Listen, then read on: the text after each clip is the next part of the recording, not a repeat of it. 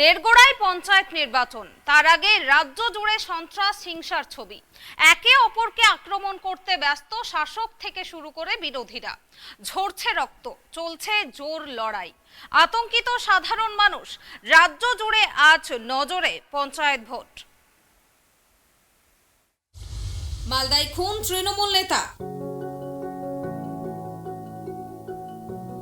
তৃণমূল কংগ্রেসের প্রাক্তন প্রধানের ওপর আক্রমণ, ধারালো অস্ত্র দিয়ে আঘাতের অভিযোগ। ঘটনায় মৃত্যু হয়েছে মোস্তফা শেখের। ঘটনাকে কেন্দ্র করে চাঞ্চল্য ছড়িয়েছে মালদার কালিয়াচক থানার সুজাপুর গ্রাম পঞ্চায়েত এলাকায়। ঘটনায় অভিযোগের তীর কংগ্রেসের দিকে। ঘটনাস্থলে পৌঁছেছেন রাজ্যের প্রতিমন্ত্রী সাবিনা ইয়াসমিন। ঘটনার প্রতিবাদে 34 নম্বর জাতীয় সড়ক অবরোধ করে বিক্ষোভ তৃণমূল কংগ্রেসের। হয়েছে খুব সুষ্ঠুভাবে। আজকে কংগ্রেসের গুন্ডা বাহিনী আমাদের তৃণমূল কংগ্রেসের প্রাক্তন প্রধান ওনাকে প্রকাশ্য দিবালোকে আজকে গুলিবিদ্ধ করে অ্যাটাক করেছে, খুন করেছে। নামাজ থেকে নামাজ পড়ে বেরোচ্ছিলেন, খুব ভালো লোক, নিশ্চয়ই শাস্তি চাই। এবং যারা তৃণমূলে থেকে তৃণমূলের দলটা ক্ষতি করে কংগ্রেসে আজকে যোগদান করেছে, টিকিট দিলেই আমরা তাদেরকে, টিকিট না দিয়ে কংগ্রেস তাদেরকে লুফে নিয়েছে। কংগ্রেসের ভাড়াটা শূন্য।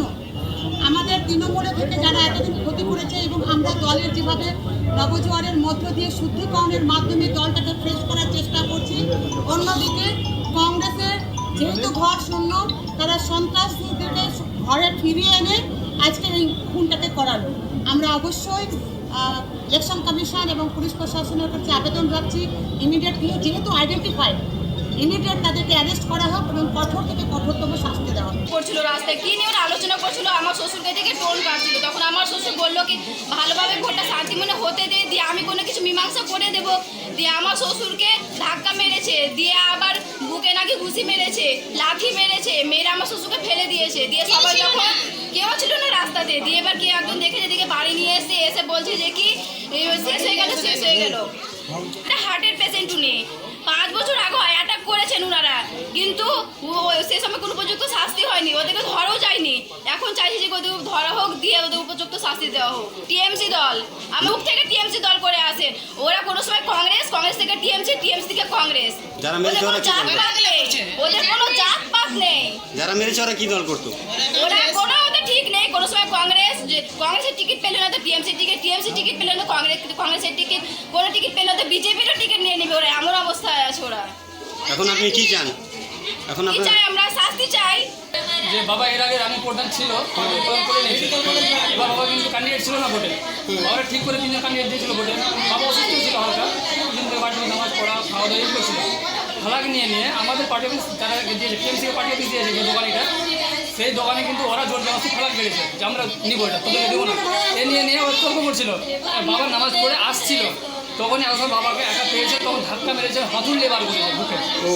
তখন বাবা পড়ে গেছে, তখন আমরা গিয়ে দেখি বাবাকে হসপিটাল নিয়ে যায়, তখন দেখি বাবা ডেড হয়ে গেছে। ওই আসমাও মেরেছে, মান্নান মেরেছে, সম্মান। প্রকাশ্যে নিশীথ উদয়ন সংঘাত। নিশীথের কনভয়কে লক্ষ্য করে তীর মারার অভিযোগ তুলকালাম সাহেবগঞ্জে। 2 মাস আগে এখান থেকেই তৃণমূলের নবজোয়ার কর্মসূচি শুরু করেছিলেন তৃণমূলের সর্বভারতীয় সাধারণ সম্পাদক অভিষেক বন্দ্যোপাধ্যায়। আর আজ সেই সাহেবগঞ্জেই আক্রান্ত কেন্দ্রীয় মন্ত্রী নিশীথ প্রামাণিক। বিজেপি সাংসদ নিশীথ প্রামাণিকের কনভয় লক্ষ্য করে তীর মারার অভিযোগ। বিষয়টি নিয়ে ইতিমধ্যেই বঙ্গ বিজেপির সভাপতি সুকান্ত মজুমদারকে ফোন করেছেন নিশীথ। স্বরাষ্ট্র মন্ত্রকেও তিনি বিষয়টি জানিয়েছেন বলে খবর। রাজ্যে পঞ্চায়েত নির্বাচনের মনোনয়ন পর্ব মিটেছে যথেষ্ট অশান্তির মধ্য দিয়ে। 15 জুন মনোনয়ন শেষের পর 20 তারিখ পর্যন্ত চলবে স্কুটিনি। আর এই পর্বেও শুরু হলো অশান্তি। রণক্ষেত্রের চেহারা নিল দিনহাটা 2 নম্বর ব্লকের সাহেবগঞ্জ বিডিও অফিস। মনোনয়ন প্রক্রিয়ার শেষে শনিবার ছিল মনোনয়নের স্কুটিনি প্রক্রিয়া। বিজেপি প্রার্থীরা বিডিও অফিসের ভেতরে ঢুকতেই শুরু হয় তুলকালাম কাণ্ড। বিজেপি প্রার্থীদের ব্যাপক হেনস্থা, ধস্তাধস্তি এবং বাধা দেওয়া হয় বলে অভিযোগ উদয়ন গুহের উপস্থিতিতে বিজেপি প্রার্থীদের বাধা দিচ্ছে তৃণমূল কংগ্রেস। পরবর্তীতে বিজেপি প্রার্থীদের তাড়া করারও অভিযোগ উঠেছে তৃণমূলের বিরুদ্ধে। পাশাপাশি এলাকায় বোমা এবং গুলি চালানো হয় বলেও অভিযোগ। ঘটনায় অভিযোগের তীর তৃণমূল কংগ্রেসের দিকেই। শুরু হয় রণক্ষেত্র পরিস্থিতি, ধস্তাধস্তিতে জড়ায় দুপক্ষই। সাহেবগঞ্জ বিডিও অফিস চত্বরে ছড়িয়ে পড়ে উত্তেজনা, তৈরি হয় আতঙ্কের পরিবেশ। বলছিল আমরা এসেছিলাম 10টা নাগাদ এসেছিলাম। আমরা তারপর হলো ওরা গুলি করতেছে, বন্দুক দেখাইতেছে, তীর মারতেছে, বম ফাটাইতেছে। আমাদেরকে একবার কি করছিল, মানে তারা করছিল, ওরা হামলা করতে দেয়নি। এদিকে ঘটনার খবর পেয়ে ঘটনাস্থলে কেন্দ্রীয় স্বরাষ্ট্র প্রতিমন্ত্রী নিশীথ প্রামাণিক উপস্থিত হলে তাকেও ঢুকতে বাধা দেয় পুলিশ। পরিস্থিতি হয়ে ওঠে আরও উত্তপ্ত। পুলিশের সাথে ব্যাপক বচসায় জানান নিশীথ প্রামাণিক। সরাসরিভাবে তিনি অভিযোগ করেন যে ঘটনাস্থলে আসার পথে তার উপরেও হামলা চালানো হয়, তার গাড়ি লক্ষ্য করে তীর ও বোম মারা হয় বলেও চাঞ্চল্যকর অভিযোগ তোলেন তিনি। নিশীথ প্রামাণিক জানিয়ে দিয়েছেন, যতক্ষণ না বিডিও অফিস থেকে সমস্ত প্রার্থী বেরিয়ে আসছে ততক্ষণ তিনি এলাকা ছেড়ে যাবেন না। যদিও নিজেদের বিরুদ্ধে ওঠা অভিযোগ অস্বীকার করে পাল্টা বিজেপির দিকেই অভিযোগের আঙুল তুলেছে তৃণমূল কংগ্রেস। সমস্ত ঘটনাটাই নিশীথ প্রামাণিকের সাজানো এবং নাটক বলে দাবি তৃণমূলের মুখপাত্র পার্থপ্রতিম রায়ের। মনোনয়ন পর্বের প্রথম দিন দিনহাটা সাহেবগঞ্জ বিডিও অফিসে, দিনহাটা 2 বিডিও অফিসে কার্যত বিজেপির প্রচুর সংখ্যক লোকজন নিশীথ প্রামাণিক নিজে এবং তার সিকিউরিটির বহর নিয়ে বিডিও অফিসের বিডিও সাহেবের চেম্বার কার্যত দখল করে রাখে এবং কোনো নিয়ম নীতিকে তোয়াক্কা না করে। আজকেও স্ক্রুটিনির দিন সে লোকজন এবং তার সিকিউরিটি সমস্ত কিছু নিয়ে প্রচুর গাড়ি কনভয় নিয়ে বিডিও অফিস চত্বরে ঢোকার সময় পুলিশ তাকে বাধাপ্রাপ্ত করে। এমতাবস্থায় বিষয়টিকে ঘুরিয়ে দেওয়ার জন্যে নিশীথ প্রামাণিক এর নেতৃত্বে তার লোকজন, তার গুন্ডা বাহিনী বোমাবাজি করে এবং প্রচার করতে শুরু করে যে তার উপর আক্রমণ হয়েছে। এটা একদম একটা সাজানো আক্রমণের নাটক করছে এবং প্রচারের আলোয় আসার চেষ্টা করছে। বহু জায়গায় মনোনয়ন দিতে পারেনি, ঢেকে দেওয়ার নাটক করছে। পেরে উঠতে না পেরে কার্যত মানুষকে বিভ্রান্ত করার চেষ্টা করছে সাংসদ নিশীথ প্রামাণিক। পরিস্থিতি সামাল দিতে ঘটনাস্থলে ছুটে যান অতিরিক্ত পুলিশ সুপার কুমার সানি রাজ। ঘটনাস্থলে মোতায়েন করা হয়েছে বিশাল পুলিশ বাহিনী, সাথে রয়েছে র্যাফ ও কমব্যাট ফোর্স।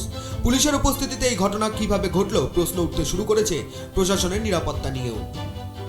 কোচবিহার থেকে অমিত সরকারের রিপোর্ট, ট্রাইব টিভি।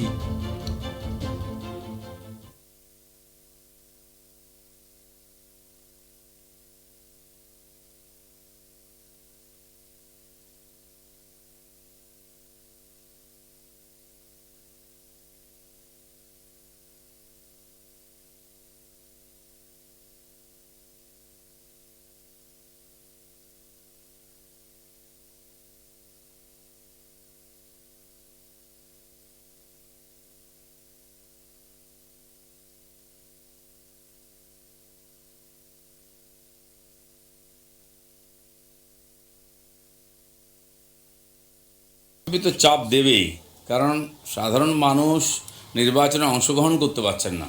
তো বিরোধী পার্টি হিসেবে আমাদের দায়িত্ব যত সম্ভব চাপ দিয়ে করা। তারা এমন লোককে করেছেন সে চাপে তার কোনো কাজই হয় না, চোখ কান নাক কিছুই না। চোখের সামনে খুন হয়ে যাচ্ছে, 5-7টা মার্ডার হয়েছে, বম বন্দুক চলছে, পুলিশ লিখে দিয়ে কেউ কারোর মৃত্যু হয়নি, আর সেটা উনি মেনে নিচ্ছেন। এরকম ধৃতরাষ্ট্রের মতো অভিনয় করলে নির্বাচন কমিশনের উপর কে ভরসা রাখবে? তাকে ঘেরাও করবো দরকার হলে আমরা আরও। ভাঙড় প্রসঙ্গে রাজ্যপালকে তুলোধনা মদন মিত্রের। তোমরা আমাদের পঞ্চায়েত দাও, 24-এর ভোটে কেন্দ্রীয় সরকারকে টেক্কা দিতে বাংলা থেকে প্রার্থী দেওয়ার কথা কামারহাটের বিধায়ক মদন মিত্রের মুখে। বিরোধীদের টিপ্পনি কেটে তিনি বললেন, খেলা শেষ, সমস্ত বাধা পেরিয়ে আমরা খেলার জন্য একেবারে প্রস্তুত। কেন্দ্রীয় বাহিনীর খরচের প্রসঙ্গ তুললেন তিনি। অন্যদিকে রাজ্যপালকে সাউথের হিরোর সঙ্গে তুলনা করলেন।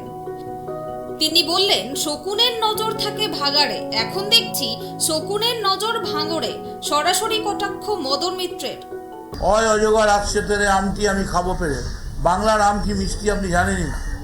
তা না করে শকুন থাকে আকাশে আর নজর থাকে ভাগাড়ে জানতাম, এখন দেখছি শকুন থাকে আকাশে, নজর থাকে ভাঙড়ে। এ তো মহা মুশকিল। আপনার নজর ভাঙড়ে, কেন একটু মণিপালের রাস্তায় যান, একটু উত্তরপ্রদেশের জেলাগুলোয় যান। আপনি কি নিজেকে হেমেন মণ্ডল তৈরি করবেন ভাবছেন? বাংলার নয়া হেমেন মণ্ডল। তবে একটা কথা কি আমি রাজ্যপালকে বলবো, উনি এই লাইনে না এসে কানে একটা বিড়ি গুঁজে একটু চশমাটা উল্টে পড়লে আমাদের ওই সাউথের যে হিরো আছে না, আরে যে চশমা পাল্টায় গোয়া রজনীকান্ত, আমার মনে হয় রজনীকান্তের বাজা খারাপ হয়ে যেত। বাট এত ভালো অভিনয় উনি করছেন বসে, একদম অবাক হওয়া তো শুরু থেকে দিয়ে শুরু করে একদম সোজা বাঙড়ে বোমাগুলিতে ঢুকে গেছে। যত পারেন মারুন, গুলি করুন, যত পারেন করুন, মনে রাখবেন শেষ কথা কিন্তু তৃণমূল বলবে। কেন্দ্রীয় বাহিনী কতক্ষণ, রেজাল্ট বেরোচ্ছে যতক্ষণ, আমরা আছি কতক্ষণ, এই জিন্দেগি আর শ্বাস আছে যতক্ষণ। এবং কালা শয়তান বলছে, শয়তানের মুশকিল হচ্ছে একটা রাজ্যপাল, তিনি বসে আছেন একটা এক নিয়ে, তার দিকে আমি দেখছি যে সকালবেলা ঘুম থেকে উঠে স্বপ্ন দেখছি যে বিদ্যাসাগর বলছেন কাকে অকক শেখালি, ওকে তো খুন যখন বোমার মশলা শেখানো উচিত। তো সেই জন্যই বলছি যে আমরা we are ready, game is over, game is over and we will face the obstacle and will tackle the situation. আর আরেকটা কথা হচ্ছে যে বিজেপি, সিপিএম, কংগ্রেস সবাই মিলে একসঙ্গে করুক, কিন্তু তারপরেও আমাদের শুধু একটাই আবেদন থাকবে মানুষের কাছে। নেতাজির আবেদন ছিল আমাকে রক্ত দাও, আমি স্বাধীনতা দেবো। আর আমরা এরকম হাত জোর করে ভিক্ষে করে বাংলার মানুষকে বলছি আমাদের পঞ্চায়েত দাও, আমরা 24-এর কেন্দ্রীয় সরকার এই বাংলার মাটি থেকে তৈরি করব, শুধু একবার পঞ্চায়েতটা আমাদের দাও। কারণ আমরা তো গুন্ডামি করব না, শান্তিতে ভোট করব। 90তে বহাল লড়াই করার অদম্য ইচ্ছে শক্তি দৃষ্টান্ত স্থাপন করেছেন পশ্চিম মেদিনীপুর জেলার দাসপুরের বাসিন্দা গোপাল নন্দী। বয়সের সংখ্যা 90-এর ঘরে পৌঁছালেও নির্বাচনে লড়ছেন তিনি। জীবনে হারতে শেখেনি সে, কখনো দলীয় প্রতীক, কখনো নির্দল, সবখানেই জয় ছিনিয়ে এনেছেন। এবারেও পঞ্চায়েত নির্বাচনে তৃণমূল কংগ্রেসের প্রার্থী হয়েছেন তিনি। এলাকাবাসীদের দাবি জয় নিশ্চিত।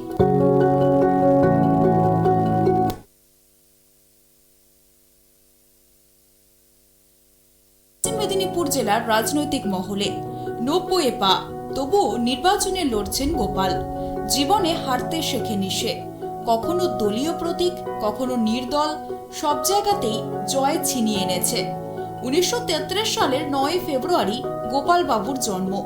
গোপাল বাবু এবারেও জয়লাভ করবে, এমনটাই দাবি বিরোধী রাজনৈতিক দল থেকে শুরু করে এলাকার মানুষদের।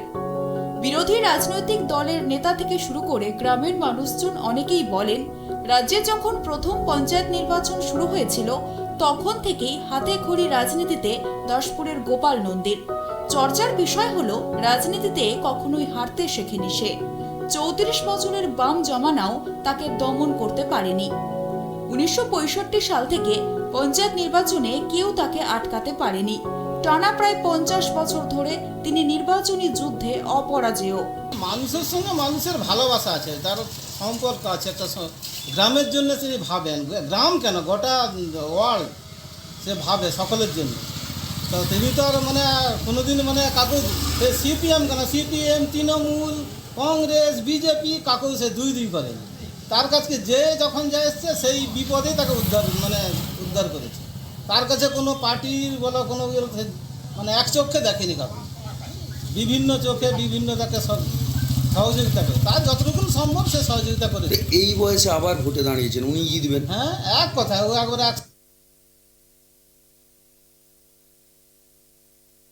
সময় রাজনীতিতে ব্যাপক পরিমাণে জয়লাভ করেছেন, তারপরে সামলাচ্ছেন একাধিক দায়িত্ব। রাজ্য রাজনীতি যেখানে দুর্নীতির অভিযোগে বিদ্ধ সমস্ত রাজনৈতিক দলের নেতাকর্মীরা, আর সেখানেই গোপাল বাবুই তৃণমূলের উজ্জ্বল মুখ বলে মনে করছেন সাধারণ মানুষ। এক কথায় দেওয়াল লিখতে হবে না, দলীয় পতাকা নিয়েও ঘুরতে হবে না। তৃণমূলের প্রার্থী গোপাল নন্দী, এটাই শেষ কথা। এই বয়সেও তিনি সকাল সকাল চা পান সেরে সাইকেল নিয়ে বেরিয়ে পড়েন পাড়ায় পাড়ায়। স্তর পঞ্চায়েতে, গ্রাম পঞ্চায়েতে গোবিন্দনগর পশ্চিম বুথের একজন প্রার্থী হিসাবে মনোনয়নপত্র জমা দিতে এসেছে। আপনার বয়স? আমার বয়স এখন 90 পেরায়নি, একটু বাকি আছে 1 মাস। আচ্ছা, কত বছর রাজনীতি করছেন? আমি 4th টায়ার অফ পঞ্চায়েত থেকে আছি। যখন আমাদের ডিএও থাকেনি, ভাতাও থাকেনি, ঘর থেকে মুড়ি দিয়ে যে পঞ্চায়েত চালিয়েছি। 4th টায়ার অফ পঞ্চায়েত তখন থেকে আছি, তখন থেকেই প্রধান আছি।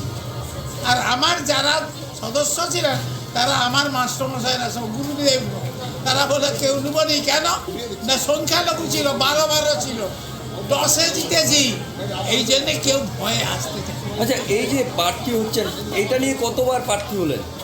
যতদিন পঞ্চায়েতে কতবার? আমি পঞ্চায়েত সমিতির প্রার্থী হয়েছি, গ্রাম পঞ্চায়েতের প্রার্থী হয়েছি, আবার দলহীন গণতন্ত্রের প্রার্থী হয়েছি। যখন মানে আমাদের কিছু থাকেনি তখন পার্টির নমিনেশন দেয়নি, পার্টির মানে সিম্বল দেয় তখন ছিল নি, তখন খোলা সিম্বল, যে যার ফুল নিয়ে দাঁড়াবে, কে গরুর গাড়ি নিয়ে দাঁড়াবে, কেউ বাছুর নিয়ে দাঁড়াবে, এই সব ছিল তখন। আমাদের কোনো রকম সিম্বল থাকেনি, কেন তখনকার সরকার পঞ্চায়েতটাকে সবার উপরে রেখেছিল, যাতে কোনো দল থাকবে, সর্বদলের পঞ্চায়েত, সর্বদলের মানুষ আসবে।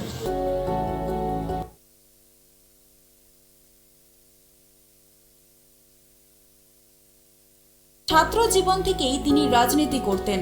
আমার সিম্বল দেয়নি, আমি নির্দল হিসাবে দাঁড়িয়েছিলাম ন্যাংলি। তখন ছিল শঙ্কর সিংয়ের ঘরে আমার অফিস ছিল, বিডিও অফিস। সেই সময় আমাকে দিলনি, যারা ইলেকশনে আয়তে ছিল তারা উপর থেকে বললো গোপালবাবু আপনাকে তো সিম্বল দিলনি। তখনও জিতেছেন? তখন আমি নির্দল হিসেবে ন্যাংলি জিতেছি। মানে আপনি একটা ফিগার এলাকায়। আমার যে তখন 2টো সিট ছিল, আমার এক গ্রামের গোবিন্দনগরের ডবল কনস্টিটিউয়েন্সি, একটা ছিল মহিলা রঞ্জরানী মান্না, আর ছিল রেবতী পাত্র। ছাত্র অবস্থা থেকে রাজনীতি করেন? স্টুডেন্ট কংগ্রেস নয় ভাই, নন্দনপুর স্কুলের ছাত্র ছিল তখন। আমাদের ছাত্র পরিষদ তখন ছিল নি, তখন ছিল এটা ভুলে যাচ্ছি, তখন ছাত্র পরিষদ নাম। পরবর্তীকালে ছাত্র পরিষদ হয়েছে, তখন কিন্তু নাম ছিল কংগ্রেস, মানে কংগ্রেস, জাতীয় কংগ্রেস নয়, ছাত্র কংগ্রেস। মানে প্রথম থেকে আপনি কংগ্রেসের সৈনিক? কংগ্রেসের। তারপর তৃণমূলের প্রথম থেকে আমাকে যখন তৃণমূল যখন এলো, মমতা ব্যানার্জিও তৃণমূলের কংগ্রেসেই ছিলেন, উনি ছিলেন। ওনাকে যখন দিল্লিওয়ালারা ব্যবহার করলো, কর্মীকে ব্যবহার করলো খড়কুটার মতো, তখন মমতা ব্যানার্জি বেরিয়ে গেল কংগ্রেস থেকে, জাতীয় কংগ্রেস থেকে। উনি কংগ্রেস করলো, সেই থেকে তার সঙ্গেই আছি এখনো।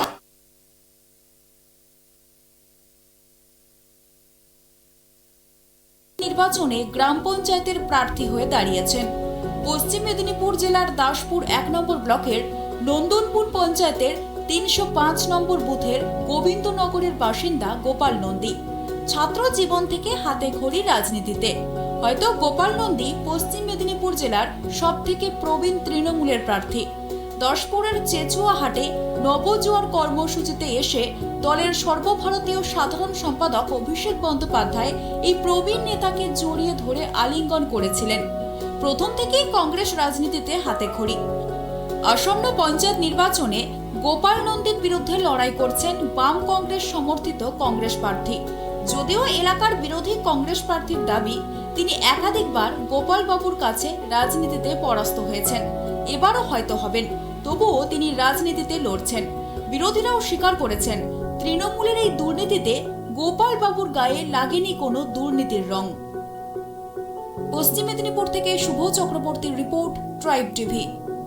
বয়স যেন হার মেনেছে তার কাছে। 90 ছুঁই এই মানুষটি এখনো পর্যন্ত পশ্চিম মেদিনীপুর জেলার সবচেয়ে প্রবীণ তৃণমূল প্রার্থী। 90 ছুঁই গোপালবাবুর কাছে হার মানে যে কোনো যুবকের উদ্যম।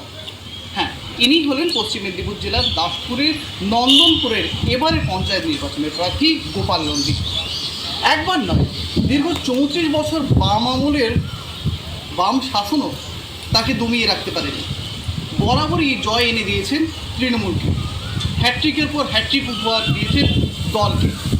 এবারের নির্বাচনেও সেই একই জয়ের রীতি বজায় থাকবে নাকি ঘটবে কিছু পরিবর্তন? ফলাফল যাই হোক না কেন, 90 ছুঁই এই প্রবীণ তৃণমূল প্রার্থীর জয়ের দিকেই তাকিয়ে রয়েছে আপামর পশ্চিম মেদিনীপুর জেলা। পশ্চিম মেদিনীপুর থেকে Shubho Chakraborty report, tribe TV. মনোনয়নপত্র তুলে নেওয়ার হুমকি সিপিআইএম প্রার্থীকে।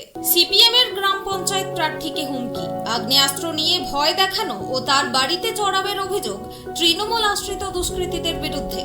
প্রতিবাদে নির্বাচন বিধি ভঙ্গ করে সিপিএমের মিছিল। বসিরহাটের হাসানাবাদ থানার হিঙ্গলগঞ্জ ব্লকের রূপমারি গ্রাম পঞ্চায়েতের 141 নম্বর বুথের সিপিএম প্রার্থী সুজাতা সর্দারকে শুক্রবার রাতে হুমকি দেওয়া হয়। আগ্নেয়াস্ত্র দিয়ে ভয় দেখানো ও তার বাড়িতে চড়াও হওয়ার ঘটনায় চাঞ্চল্য ছড়ালো রূপমারি বাইনারা এলাকায়। ওই বুথের সিপিএম প্রার্থী সুজাতা সর্দারকে হুমকি দেয় তৃণমূল আশ্রিত দুষ্কৃতীরা। শুক্রবার রাতে রীতিমতো তার বাড়িতে চড়াও হয়ে আগ্নেয়াস্ত্র নিয়ে ভয় দেখানো হয়। তারই প্রতিবাদে এক প্রকার পুলিশি অনুমতি ছাড়াই প্রতিবাদ মিছিল বার করল সিপিএম। পুলিশ এসে সেই মিছিল আটকে দেয়। ঘটনায় ক্ষোভে ফেটে পড়েন সিপিএম নেতাকর্মীরা। এবার কিছু দূর বাইরের দিকে গিয়ে দেখলাম যে হঠাৎ দুমদাম করে শব্দ হচ্ছে। আমি এসে তখন দেখছি যে আমার বাড়িতে কিছু লোকজন এসছে এবং আমি ওদেরকে ঠিকঠাক চিনতে পারিনি কাউকে। কেন এসেছে কেন? আমার স্ত্রী এখানে সিপিআইএম এর প্রার্থী হয়েছে। যে প্রশাসনকে জানাচ্ছি, আর আমাদের যেগুলো প্রতিবাদ করার জানানো সেইগুলো তো করতে হচ্ছে, তার উপরে তো কিছু করার নেই আমাদের। প্রশাসন তাদের হাতে সরকারি দল, তারা তাদের মতো করে গুন্ডা দিয়ে এবং পুলিশকে একর সঙ্গে নিয়েই করছে। পুলিশ যেখানটায় থাকে ঠিক তার উপরেই মানে ওই তপন মণ্ডল বলে শিক্ষক মশাই, ওনার বাড়ি ওখানেই, মস্তান বাহিনী গুন্ডা বাহিনী নিয়ে ওখানেই সবসময় পড়ে থাকে। পুলিশ জেনেও কিছু বলে না, দেখেও কিছু বলে না, এই কাজগুলো করে যাচ্ছে আজকে বহুদিন থেকে। আজকে নমিনেশন জমা দেওয়া, সেখানে কিছু হলো না, ওনার নেতারাদের সঙ্গে আমাদের কথা হয় বলে কিছু হবে না, কিন্তু ওখান থেকে কালকে রাত্রিতেই দেখলাম এই ঘটনা, দুটো জায়গায় হামলা দিল। নির্বাচন কমিশনের উপরেই আস্থা চন্দ্রিমার। হাওড়া শরৎ সদনে এক স্বাস্থ্য শিবিরের আয়োজন করা হয়। সেখানে গিয়ে চন্দ্রিমা ভট্টাচার্য বলেন, বিরোধীরা 1.5 লক্ষ প্রার্থী দিয়েছে, সব জায়গায় প্রার্থী দিতে না পারলে কি করবে? জোর করে ভোট করাবার ব্যাপারে জিজ্ঞেস করলে তিনি বলেন, জোর করে ভোট করানো হয় নাকি? অনেকবার তো পাক খেলো আদালতে। জোর করে ভোট করলে ভোটটাকে ক্যান্সেল করে দিত আদালত, তা তো করেনি, সময়সীমা পর্যন্ত বাড়ায়নি। নির্বাচন কমিশন ও রাজ্য সরকারের ওপর আমার কিছু বলার নেই, তবে এটাও বলতে চাই, যতগুলো মারা গিয়েছিল সিপিএম আমলে সেগুলি কি সংবাদ দেখিয়েছে? সুতরাং এসব বলে কোনো লাভ নেই। আমাদের কর্মীরাও অনেকে আঘাত পেয়েছে।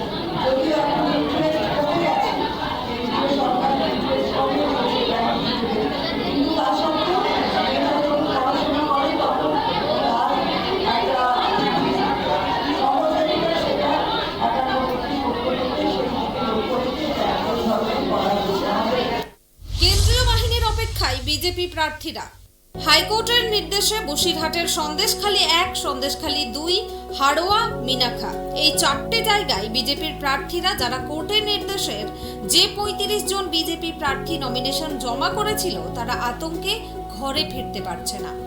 ইতিমধ্যেই বসিরহাট জেলা পার্টি অফিসে তারা আশ্রয় নিয়েছে। তারা জানিয়েছেন, আমরা যদি বাড়ি ফিরি তাহলে শাসক পক্ষ আমাদেরকে ভয় দেখাবে এবং মারধর করবে, যার কারণে আমরা বাড়ি ফিরতে পারছি না। কেন্দ্রীয় বাহিনীর অপেক্ষায় আমরা দিন গুনছি, জানি না কখন আমাদের ওপর অ্যাটাক হয়, যার কারণে আমরা পার্টি অফিসেই আশ্রয় নিয়েছি। বিজেপি ভারতীয় জনতা পার্টির পক্ষ থেকে হ্যাঁ এটা পঞ্চায়েতে দাঁড়িয়েছি। বাড়ি ছাড়া ওখানে শেখ শাহজাহান এবং শিবু হাজরার নেতৃত্বে হারমাদ বাহিনী টোটাল সন্দেশখালী 1-2 ব্লক দাপিয়ে বেড়াচ্ছে। সেখানে কোনো সাধারণ মানুষ কিংবা কোনো পার্টির পক্ষ থেকে কোনো নমিনেশন দিতে দেওয়া হয়নি।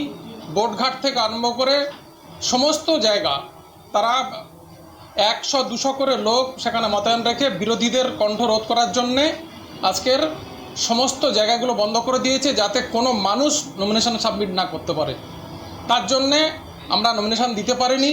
আমাদের হাইকোর্টের অর্ডারে কালকে আমরা এখানে এসডিও অফিসে আমরা এখানে নমিনেশন দিয়েছি, কিন্তু আমাদের সমস্ত কর্মীরা বাড়ি ফিরতে পারছে না। যতক্ষণ না কেন্দ্র বাহিনী ওখানে আসে ততক্ষণ আমাদের সাধারণ যে সমস্ত মানুষ আজকে যারা এখানে নমিনেশন দিয়েছে ভারতীয় জনতা পার্টির পক্ষ থেকে, তারা কেউ ঘরে ফিরতে পারছে না। আতঙ্কে তারা বিভিন্নভাবে হুমকি দিচ্ছে, মার্ডার করার হুমকি দিচ্ছে, ঘর ভাঙার হুমকি দিচ্ছে, বাড়িতে বাড়িতে গিয়ে শাসাচ্ছে, কাউকে বলছে টাকা আমি দিচ্ছি, টাকা না থেকে চলে যাও। দেশ রায় মতো আমরা কালকের এসডিও অফিসে নমিনেশন ফাইল করি। নমিনেশন ফাইল করার পর আমরা বসিরহাট জেলা অফিসে, ভারতীয় জনতা পার্টির জেলা অফিসে আমরা আছি। আমাদের সন্দেশখালী টোটাল সন্দেশখালী ব্লকে শেখ শাহজাহানের যে মানে বেপরোয়া অত্যাচার, সেই অত্যাচারের ফলে আমরা এখানে আছি। আমরা বাড়িতে গেলে আমাদের প্রাণনাশের ভয়, তার জন্য আমরা এখানে জেলা অফিসে আছি। আমরা কেন্দ্র বাহিনী ছাড়া আমরা বাড়িতে মানে আমরা গ্রামে ফিরতে পারবো না। আমরা আতঙ্ক, শেখ শাহজাহান আমাদের মানে প্রাণনাশ, মানে আমাদের জীবনের আতঙ্ক, জীবন সংশয়, তার জন্য আমরা কেন্দ্র বাহিনী ছাড়া আমরা মানে পঞ্চায়েতে সন্দেশখালী ব্লকে ফিরতে পারবো না। আমি গ্রাম পঞ্চায়েত ক্যান্ডিডেট। একই প্রার্থী একই বুথ থেকে দুই দলের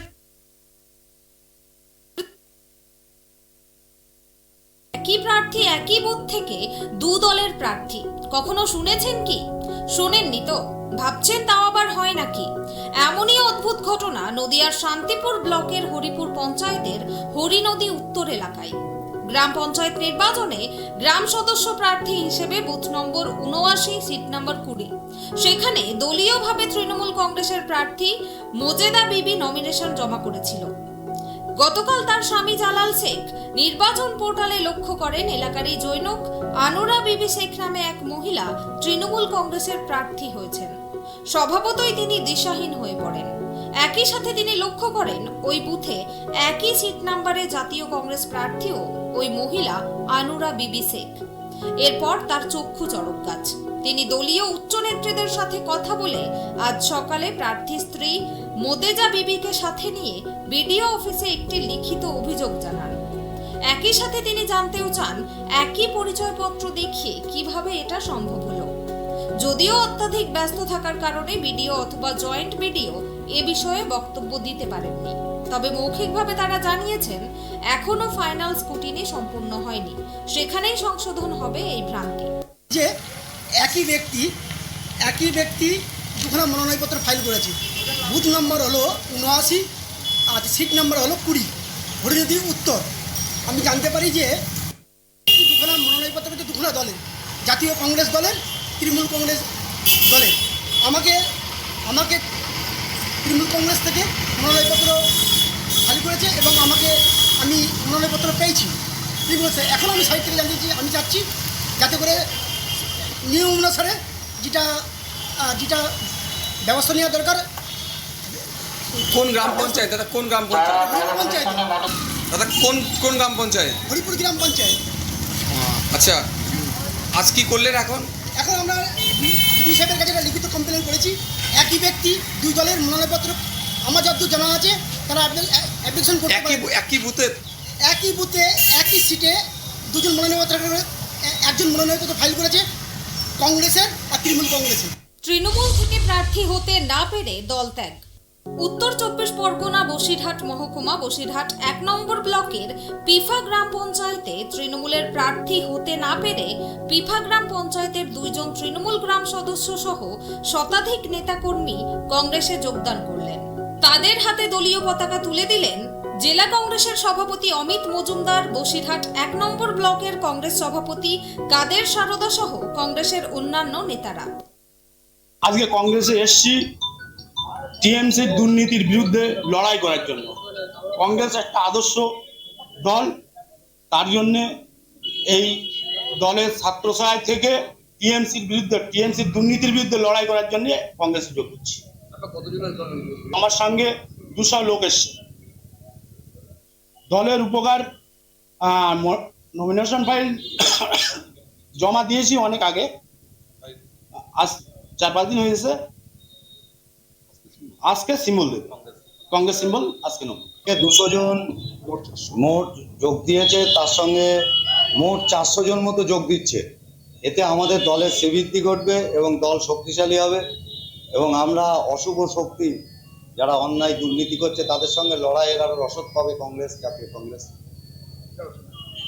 তাদের উদ্দেশ্যে আমরা তাদের কংগ্রেসে ভালোভাবে নিলাম, স্বাগত জানালাম এবং আগামী দিনে তারা যাতে দায়িত্ব পায়, যোগ্যতা মর্যাদা অনুযায়ী তাদের সম্মান দেবো আমরা এবং তারা অন্যায়ের বিরুদ্ধে দুর্নীতির বিরুদ্ধে লড়াই করবে, তাদের সঙ্গে তাদেরকে নিয়ে আমরা লড়াইটা করব, লড়াইটা আরো জোরদার হবে। কাঙ্ক্ষিত প্রার্থী দিতে পারল না বিজেপি। সন্ত্রাস সহ একাধিক কারণ নিয়ে সরব হয়েছিল বিজেপি। হাইকোর্ট নির্দেশ দিয়েছিল 60 জন প্রার্থী মনোনয়ন দিতে পারবেন, কিন্তু তা সত্ত্বেও বসিরহাটে নিজেদের কাঙ্ক্ষিত প্রার্থী দিতে পারল না বিজেপি। ঘটনায় নিজেদের সাংগঠনিক দুর্বলতাকে মেনে নিয়েছেন বিজেপির বসিরহাট সাংগঠনিক জেলা সভাপতি তাপস ঘোষ। অপরদিকে বিজেপির এই মনোনয়ন জমা দিতে না পারাকে কটাক্ষ করে তৃণমূলের বসিরহাট সাংগঠনিক জেলার INTTUCর সভাপতি কৌশিক দত্ত। আদালতের নির্দেশ সত্ত্বেও প্রার্থী দিতে পারল না বিজেপি। পঞ্চায়েত নির্বাচনের দিনক্ষণ ঠিক হওয়ার পর থেকেই কখনো সন্ত্রাস, কখনো ভয় দেখানো, আবার কখনো মনোনয়ন দিতে না দেওয়ার জন্য চাপ সৃষ্টি করা, এরকম বিষয়গুলো নিয়ে সরব হয়েছিল বিজেপি। মনোনয়ন তারা দিতে পারছে না এই অভিযোগ নিয়ে তারা পৌঁছে গিয়েছিলেন কলকাতা হাইকোর্টেও। শুক্রবার সেই মামলার রায় দেন হাইকোর্টের বিচারপতি অমৃতা সিনহা। সেই রায়ে উল্লেখ ছিল বসিরহাটের সন্দেশখালী 1 ও 2 নম্বর, হারোয়া ও মিনাখা ব্লকের যে সমস্ত বিজেপি প্রার্থীরা মনোনয়ন জমা দিতে পারেনি সেই 60 জন বিজেপি প্রার্থী 16 জুন শুক্রবার বিকেল 4টের মধ্যে বসিরহাট মহকুমা শাসকের দপ্তরে গিয়ে মনোনয়ন জমা দিতে পারবেন। এই রায় পাওয়ার পরে যথেষ্টই খুশির হাওয়া বইছিল বিজেপি নেতাকর্মী ও প্রার্থীদের মধ্যে। শুক্রবার আদালতের রায় জানার পরে একে একে বিজেপি প্রার্থীরা বসিরহাট মহকুমা শাসকের দপ্তরে এসে হাজির হন। তারপর শুরু হয় মনোনয়ন প্রক্রিয়া। হাইকোর্টের নির্দেশ ছিল শুক্রবার 60 জন বিজেপি প্রার্থী মনোনয়ন জমা দিতে পারবেন, অথচ বিজেপি ও 4টি ব্লক মিলে মোট 41 জন প্রার্থীকে জোগাড় করতে সক্ষম হয়। সেই 41 জন মহকুমা শাসকের দপ্তরে এসে ডিসিআরও কাটেন, অথচ তার মধ্যে থেকেও 31 জন মনোনয়ন জমা দেন গ্রাম পঞ্চায়েতে ও বাকি 4 জন জমা দেন পঞ্চায়েত সমিতিতে, অর্থাৎ মোট 35 জন বিজেপি প্রার্থী নমিনেশন দেন। অপরদিকে হাইকোর্টের যেহেতু নির্দেশ ছিল 4টের পরে কোনো রকম মনোনয়ন গ্রহণ করা হবে না, সেই নির্দেশ মতো বন্ধ করে দেওয়া হয় বসিরহাট মহকুমা শাসকের দপ্তরের মূল গেট। তা জানতে পেরে ক্ষোভে ফেটে পড়েন বিজেপি নেতারা। তারা বলেন তাদের সাথে পক্ষপাতিত্ব করা হচ্ছে, যার ফলে বেশ কিছু বিজেপি প্রার্থী মহকুমা শাসকের দপ্তরে ঢুকতে পারেননি। মনোনয়ন জমা দিতে না পারা প্রার্থীরা জানান তারা কেউ মনোনয়ন সংক্রান্ত নথি জেরক্স করতে, কেউ আবার ফটো তুলতে, আবার বা কেউ অন্য কাজে বাইরে গিয়েছিলেন, কিন্তু তারা 4টের মধ্যে ফিরতে পারেননি, যার ফলে তারা মহকুমা শাসকের দপ্তরে আর ঢুকতে পারেননি। এ বিষয়ে বিজেপির বসিরহাট সাংগঠনিক জেলা সভাপতি তাপস ঘোষ মনোনয়ন কম জমা পড়ায় এক প্রকার সাংগঠনিক দুর্বলতাকে মেনে নিয়েছেন। তিনি বলেন, আমরা কম সময়ের নোটিশে এই মনোনয়ন প্রক্রিয়া শুরু করেছিলাম। সন্দেশখালী, হারোয়া বা মিনাখা থেকে বসিরহাটে আসতে প্রচুর সময় লেগে যায়। সেই সময়ের মধ্যে অনেক প্রার্থী এসে পৌঁছতে পারেননি। পাশাপাশি যারা পৌঁছেছিল তাদের নথি জেরক্স সহ অন্যান্য অফিসিয়াল কাজে একটু বাইরে গিয়েছিলেন, কিন্তু নির্ধারিত সময়ে বন্ধ করে দেওয়া হয় গেট, যার ফলে তারা মনোনয়ন জমা দিতে পারেননি বলে দাবি করেছেন বিজেপির বসিরহাট সাংগঠনিক জেলা সভাপতি তাপস ঘোষ। এসে উপস্থিত হয়েছিল 60-এর উপরে, 41 জন আর ডিসিআর কাটতে পেরেছে। আর কিছু মানুষ না বুঝে একটু বাইরে গিয়েছিল, আর জেরক্স ফেরক্স করতে গিয়ে যার ঠিক 4টের সময় আর গেট বন্ধ করে দিয়েছে, তারা ঢুকতে পারেনি, তারা এরকম দিতে পারলো না জনা 15। আর আপাতত 41 জন ডিসিআর কেটেছে, মনোনয়ন প্রক্রিয়া চলছে, ওটা শেষ হবে, শেষ হলে আমরা এখান থেকে ওদেরকে নিয়ে যাব। আদালত রায় দিয়েছে 60 জনের নয়, সেদিনকে 60 জন নয় 67 জন। আমরা আর ওই ইলেকশন কমিশনের কাছে গিয়েছিলাম, তারা আর সইসাবুত করে তাদের নাম ওখানে নথিভুক্ত করা হয়েছিল, তারা এবং 4টে আর ব্লকে সন্দেশখালী 2টো, হাড়োয়া এবং মিনাখা, যে সমস্ত জায়গাতেও অকারেন্স ঘটেছে কালকেও। আর হাড়োয়াতে আমার ওপরে অ্যাটাক হয়েছিল, সেখানে কোর্টের অর্ডার আর ভায়োলেট করা হয়েছে, আর সেটাকে মানা হয়নি। মিনাখাতে আমাদের একজন কর্মী মনোনয়ন দিতে গিয়ে তাকে মারধর করে পাঠিয়ে দেওয়া হয়েছে, তার পা ভেঙেছে। সন্দেশখালী 2-এ একজন আমাদের মণ্ডল সভাপতি, সে ভীষণভাবে জখম, তার চোখ একদম প্রায় শেষের পথে ফুটো হয়ে গেছে। এরকম পরিস্থিতির কারণে আমরা আদালতের কাছে 4টে ব্লকের কথা বলেছিলাম। তো সেই 4টে ব্লকের এই 67 জন প্লাস আরও যারা থাকবে দেবে নমিনেশন তাদের। অপরদিকে বিজেপির এই মনোনয়ন জমা দিতে না পারার বিষয়টিকে কটাক্ষ করেছেন তৃণমূলের বসিরহাট সাংগঠনিক জেলার আইএনটিটিউসি সভাপতি কৌশিক দত্ত। তিনি বলেন, বিজেপির কোনো সংগঠন নেই, জনসমর্থন নেই, নিজেরাই প্রার্থী খুঁজতে গিয়ে হিমশিম খাচ্ছে। মনোনয়ন জমা দেওয়ার একটি অতিরিক্ত দিন হাইকোর্টের নির্দেশে পাওয়ার পরেও তারা তাদের কাঙ্ক্ষিত প্রার্থী দিতে পারেনি। এর পেছনে বিজেপি সাংগঠনিক ত্রুটি রয়েছে বলে দাবি করেন তিনি। নাচতে না জানলে উঠোনের দোষ। হাইকোর্ট এত তাদের বিজেপিকে ফেভার করছে, আপনারা জানেন বিজেপি সারা ভারতবর্ষের বিচার ব্যবস্থাকে অর্থের মাধ্যমে, প্রলোভনের মাধ্যমে কুক্ষিগত করেছে, এবং হাইকোর্টের গত কয়েকদিনের রায় এটা স্বাভাবিকভাবে বিজেপির পক্ষে হয়তো ভাবতে তারা যাচ্ছেন, কিন্তু জনতার আদালতে বাংলার মানুষ বিজেপির বিচার করবেন। তাদের কোনো সংগঠন নেই, জনসমর্থন নেই, তারা নিজেরাই প্রার্থী খুঁজতে গিয়ে হিমশিম খেয়েছে। একটা ডেট হাইকোর্টের রায় এক্সটেনশন করিয়েও তারা কিন্তু তাদের কাঙ্ক্ষিত যে টার্গেট, সে টার্গেটে তারা সফল হতে পারেনি, সেটা আমরা দেখলাম। এবং আসল কথা, তারা প্রার্থী জোগাড়ই করতে পারেনি। এটা তাদের সীমাবদ্ধতা, এটা তাদের দলীয় সাংগঠনিক ত্রুটি বলেই আমরা মনে করি। তাই আমাদের ওপর অহেতুক তারা শাসক তৃণমূলকে তারা দোষারোপ করার চেষ্টা করছে। হাইকোর্টের নির্দেশে একদিন বেশি সময় পেয়েও বিজেপির 60 জনের জায়গায় মাত্র 35 জন মনোনয়ন দিতে সক্ষম হলেন। ফলে বিজেপির সাংগঠনিক দুর্বলতা যে রয়েছে, সেই ছবি আরও একবার উঠে এলো বলেই মনে করছে রাজনৈতিক মহল। বসিরহাট থেকে সিরাজুল মিস্ত্রির রিপোর্ট, প্রাইম টিভি। রবিবার বিকেলে বহরমপুরে জেলা কংগ্রেস কার্যালয়ে সাংবাদিক বৈঠক করলেন প্রদেশ কংগ্রেস সভাপতি অধীর রঞ্জন চৌধুরী। এদিন তিনি নিশানা করলেন রাজ্য সরকারকে। সাংবাদিকদের মুখোমুখি হয়ে পঞ্চায়েত নির্বাচন প্রসঙ্গে রাজ্য সরকারের বিরুদ্ধে মন্তব্য করলেন প্রদেশ কংগ্রেস সভাপতি। তিনি বললেন, দফায় দফায় রাজ্য নির্বাচন কমিশনের মতো পরিবর্তনের কারণেই হচ্ছে রাজ্য সরকারের অঙ্গুলি হেলন। রাজ্য সরকারের নির্দেশ মেনেই চলতে হবে নির্বাচন কমিশনকে। তাই শেষ অবধি বাংলায় কেন্দ্রীয় বাহিনী দিয়ে ভোট করাতে না চেয়ে এবার সুপ্রিম কোর্টের দ্বারস্থ হতে চাইছে রাজ্য নির্বাচন কমিশন। স্বাভাবিকভাবে প্রশ্ন এখানে একটাই, রাজ্য সরকারের কথা অনুসারে রাজ্যে যদি সবই স্বাভাবিক বা শান্তিতেই হচ্ছে, তাহলে কেন্দ্রীয় বাহিনী দিয়ে ভোট করাতে কেন ভয় পাচ্ছে তৃণমূল সরকার? আপনার ভোটের অধিকার ছিনতাই করার জন্যে, ডাকাতি করার জন্যে, কেড়ে নেওয়ার জন্যে তিনি চলেছেন সুপ্রিম কোর্টে। বাংলার মুখ্যমন্ত্রী, আপনি একজন মৃত্যু ভ্রষ্টাচারে বিশ্বাস করেন, সন্ত্রাসে বিশ্বাস করেন, মানুষের ভোটদানের অধিকারে বিশ্বাস করেন না।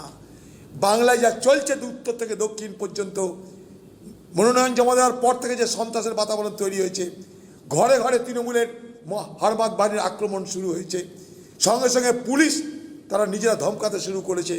এই বাংলায় পঞ্চায়েত নির্বাচন এবং তার ভবিতব্য কী বাংলার মানুষরা দেখতে পাচ্ছে। কিন্তু এটা প্রমাণ হলো যে পশ্চিমবঙ্গের মুখ্যমন্ত্রী মানুষের ভোট দেওয়ার অধিকারকে গায়ের জোরে, অর্থের জোরে, ক্ষমতার জোরে কেড়ে নিতে চাইছেন। আপনি বলেন আপনি উন্নয়ন করেছেন, আপনি বলছেন যে স্বাস্থ্যসাথী প্রকল্প চলবে আমি না থাকলে। হ্যাঁ চলবে। স্বাস্থ্যসাথী প্রকল্পের টাকা আপনার বাপের টাকা নয় মুখ্যমন্ত্রী, মানুষের টাকা। আপনার থেকে অন্যান্য রাজ্যে স্বাস্থ্য সাথী প্রকল্পে অনেক বেশি টাকা বরাদ্দ হয়। চলে যান রাজস্থান, স্বাস্থ্য সাথী প্রকল্পে 10 লক্ষ টাকা বরাদ্দ হয়। কমিশন প্রথমে বলল যে হ্যাঁ হাইকোর্টের নির্দেশ মেনে কী করা যায় দেখছি। তার আগে বলল সেন্সিটিভ বুথের লিস্ট তৈরি হচ্ছে। এখন বলছে যে আমরা সুপ্রিম কোর্টে যাব যাতে কেন্দ্রীয় বাহিনী না আসে। এখানকার নির্বাচন কমিশনার যে তৃণমূল নামক সরকারি দলের ক্রীড়নক, তাদের যে কৃতদাস, এটা কিন্তু আগে বলেছিলাম, আজও সেটা প্রমাণ করে দিলাম আমরা। এখানকার নির্বাচন কমিশনের কিছু করার নেই, কারণ রাজ্য চাইছে তাই সে যাচ্ছে। এখন যুক্তিটা মানে বিষয়টা দেখুন, একদিকে মুখ্যমন্ত্রী বলছে রাজ্যে বিকাশ ঘটেছে, মানুষের জন্য সব কিছু করে দিয়েছি আমরা, নির্বিঘ্নে ভোট হবে, শান্তিতে ভোট হবে, সবাই নাকি ভোটে নমিনেশন দিচ্ছে। সবই যখন ঠিক আছে, তাহলে কেন্দ্রীয় বাহিনী আনতে গেলে আপনার অসুবিধাটা কোথায়, এটা কিন্তু আপনি বলছেন না। কালকে বললেন কেন্দ্রীয় বাহিনীকে খুন্তি হাতা দিয়ে ভাত টাত কি খাওয়াবেন। এখন বিষয়টা হচ্ছে যে বাংলার মুখ্যমন্ত্রী নিজে প্রমাণ করে দিলেন যে তিনি শান্তিতে, নিরাপদে, নিশ্চিন্তে মানুষের ভোট দেওয়ার অধিকার বজায় রাখতে চান না। তিনি নিজে মানুষের গণতান্ত্রিক অধিকারে কণ্ঠরোধ করতে চান, তাই তিনি কেন্দ্রীয় বাহিনীকে ভয় পান। কারণ উনি দেখেছেন কেন্দ্রীয় বাহিনী আসলে সারা পশ্চিমবঙ্গে সাগর দিঘির ভোট মডেল হবে, মানুষ ভোট দিতে পারলে তৃণমূল পশ্চিমবঙ্গ থেকে নিশ্চিহ্ন হবে। সেই লক্ষ্যে তিনি কেন্দ্রীয় বাহিনী আসার বিরোধিতা করছেন। একদিকে তিনি বলছেন যে আমার রাজ্যে কেন্দ্রীয় পুলিশের সংখ্যা কম, তাই আমি বাইরের রাজ্য থেকে পুলিশ আনব। দেখুন, বাইরের রাজ্য থেকে পুলিশ আনতে গেলে পশ্চিমবঙ্গ সরকারের কোষাগার থেকে টাকা খরচ করতে হবে। সেখানে হাইকোর্ট বলছে যে নিখরচায় বিনা পয়সায় কেন্দ্রীয় বাহিনী আনা যাবে। কেন্দ্রীয় বাহিনী তারা তো বাইরেরই বাহিনী, যদি অন্য রাজ্য থেকে তুমি পুলিশ আনতে পারো তাহলে কেন্দ্রীয় বাহিনী আনতে অসুবিধা কোথায়? তাও আবার সরকারি কোষাগারের টাকা খরচ করে তিনি সুপ্রিম কোর্ট করতে চাচ্ছেন মানুষের অধিকারের কেড়ে নেওয়ার জন্য। পঞ্চায়েত ভোটের আগেই মনোনয়ন ঘিরে অশান্তি, একেবারে তুঙ্গে শাসক বিরোধী তরজা। শনিবার রাজ্যের প্রধান বিরোধী দল বিজেপির রাজ্য সভাপতি সুকান্ত মজুমদারের মুখেও উঠে এলো সেই প্রসঙ্গ। এদিন রাজভবন থেকে বেরিয়ে পঞ্চায়েত নির্বাচনে কেন্দ্রীয় বাহিনী নিয়ে সুপ্রিম কোর্টে রাজ্যের চ্যালেঞ্জ ইস্যুতে মুখ খুললেন তিনি। কি বললেন সুকান্ত মজুমদার, শুনে নেব। সে তো রাজ্য সুপ্রিম কোর্ট, হাইকোর্ট সব জায়গা থেকে থাপ্পড় না গেলে সম্বিত পেরে না। একটা থাপ্পড়ে হয় না তো কি করবেন, দুগালে দুটো থাপ্পড় দিতে হয়। যারা জেগে ঘুমোই তাদেরকে তুলতে একটু সমস্যা হয়। তো হাইকোর্ট এক গালে থাপ্পড় দিয়েছে, এবার সুপ্রিম কোর্টে গেছেন আর এক গালে থাপ্পড় খেয়ে ফিরে আসবে। কিন্তু আমরা যেটা দেখে অবাক হচ্ছি, গতকাল আপনারা সাংবাদিক বন্ধুরা যখন রাজ্যের চিফ ইলেকশন কমিশনারকে জিজ্ঞেস করলেন যে আদালত এই রায় দিয়েছে আপনি কি মানবেন, উনি বলেছিলেন আপনাদের সামনে যে আদালতের রায় আমরা মেনে চলব। তারপর দিনই উনি বললেন এক কথা, অথচ যাচ্ছেন হায়ার কোর্টে। অর্থাৎ রাজ্য নির্বাচন কমিশনের মাথায় যিনি আছেন তিনি যে কাঠের পুতুল এবং তার যে সুতোগুলো মমতা বন্দ্যোপাধ্যায়ের হাতে আছে, এটা কিন্তু একদম পরিষ্কার হয়ে গেছেন। রাজ্য নির্বাচন কমিশনের মাথায় পরিষ্কার করে দিয়েছেন তার অ্যাক্টিভিটিতে। শনিবার কালীঘাটে সাংবাদিক সম্মেলনে উপস্থিত কল্যাণ বন্দ্যোপাধ্যায়, কুণাল ঘোষ, চন্দ্রিমা ভট্টাচার্য, শতাব্দী রায়, বীরবাহা হাসদা, ফিরহাদ হাকিম। নবজোয়ার কর্মসূচিতে জেলার সকল নেতাকর্মীদের উপস্থিতির জন্য ধন্যবাদ জানান তৃণমূল শীর্ষ নেতৃত্ব। এদিন বৈঠকে সিদ্ধান্ত নেওয়া হয় যে দলের তরফ থেকে কম করে 50 জন নেতৃত্ব আগামী 15 থেকে 20 দিন সারা পশ্চিমবঙ্গ ব্যাপী মিটিং করবেন, মানুষের সঙ্গে জনসংযোগ করবেন। যারা তৃণমূলে থেকে দলের নির্দেশ না মেনে নির্দল প্রার্থী হিসেবে মনোনয়ন জমা দিয়েছেন, তাদের দলের তরফ থেকে অনুরোধ করা হচ্ছে আমার পত্র প্রত্যাহার করে নিতে। দলের ক্যান্ডিডেটদের আপনারা জেতান। যদি এই নির্দেশ না মানা হয় সেই সমস্ত নেতৃত্বকে আর কোনোদিন দলে ঢোকানো হবে না। নবযুগের কর্মসূচিতে অভিষেক বন্দ্যোপাধ্যায়ের অভিজ্ঞতা হয়েছে 100 দিনের কাজ আবাস যোজনা, এই কাজের টাকা মানুষ পাচ্ছে না। মানুষের মধ্যে ধারণা হয়েছে টাকা রাজ্য সরকার দেয়, কিন্তু অভিষেক বন্দ্যোপাধ্যায় সমস্ত জায়গাতেই বলেছেন এর 60% টাকা কেন্দ্রীয় সরকার দেয়, 40% রাজ্য সরকার।